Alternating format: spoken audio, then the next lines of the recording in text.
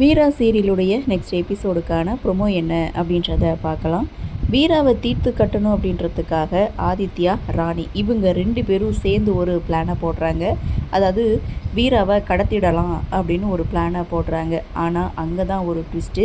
டிவியில் கடத்தப்பட்ட வீரான்னு நியூஸ் வருது. இதை பார்த்த ஆதித்யா, யாரா வீராவை கடத்தினது அப்படின்னு பார்த்தா அப்போ தாங்க சீனே ஓப்பன் ஆகுது. வெற்றி தான் இங்கே வீராவை கடத்தியிருக்காரு.